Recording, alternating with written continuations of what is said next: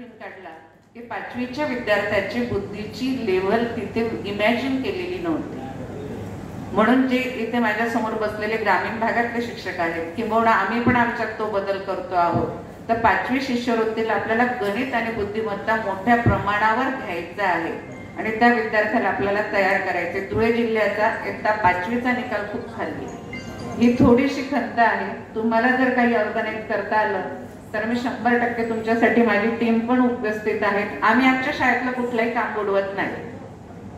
पहिली गोष्ट, आता खूप जण म्हटले आम्ही शाळा बुडवतो, आम्ही शाळा बुडवत नाही. आज पण आम्ही शाळा करून मग आलो, कारण शेवटी माझी शाळा माझं पोट भरते, डाएट माझा पगार करतो. मी डाएटशी पण बांधील आहे आणि माझ्या शाळेशी पण बांधील आहे. म्हणून शाळा पडून कुठलंही काम आपल्याला करायचं नाही, कारण माझा विद्यार्थी आहे तोपर्यंत मी आहे.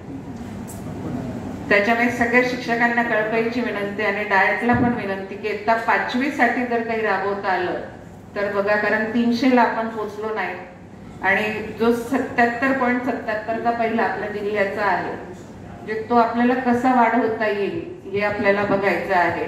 ग्रामीण भागाचा तर अजून तो खाली आहे, जे तो रेशो पुढे नेण्यासाठी आपल्याला काय करता येईल. कारण ही गुणवत्तेची मुलं जी असतात ना, ती पुढे जाऊन खूप मोठी होतात. आता ह्याच वर्षी UPSCचा निकाल लागला.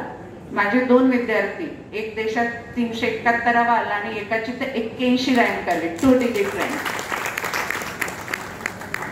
शुभम बेहरे आणि चेतन सुनील पवार, दोघेही शिक्षक पाल्य आहेत. बघा, जे आपण देतो ते आपल्या मुलांच्या रूपात आपल्याला परत मिळतं. अगदी मला स्वतःला पण मिळालं. निस्वार्थपणे काम करा. मानधन मिळतंय म्हणून काम करू नका. डाएटने मला बोलवलं म्हणून जाऊ नका. आम्हाला तर मॅडमनी मे मध्ये फोन केला होता, SD पाटील सर मॅडमांनी मला, की मॅडम तुम्ही येता का मे मध्ये. मी म्हटलं मॅडम मी आहे, वेळ आहे तर तो दिला पाहिजे, स्वतःची शाळा बुडवून नाही. कारण माझी प्रायोरिटी माझ्या जैन शाळेलाच असते आधी, आणि त्याच्या व्यतिरिक्त आम्ही इथे तो एप्रिलमध्ये आम्ही सकाळी 7 व्हिडिओ जेव्हा केले तेव्हा आम्ही 7 ते 12 आमची शाळा केली आणि 1 वाजता जेवण करून आमची टीम व्हिडिओ करायला येत होती. आम्ही दिवसभर होतो. शाळा बुडवून कुणीही काही केलं नाही. म्हणून मी शिक्षण अधिकाऱ्यांच्या देखत सांगेल की शाळा आम्ही बुडवून करतो हे म्हणणंही चुकीचं आहे. कारण आज शिक्षकांनी जे मनोगत व्यक्त केलं ते एक शिक्षक म्हणून मला फारसं काही पटलेलं नाही.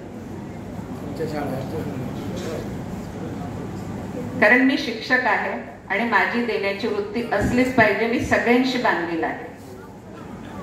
माझं ते नैतिक कर्तव्य आहे.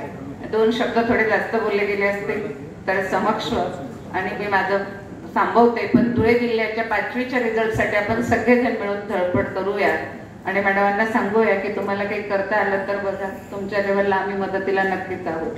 थँक्यू.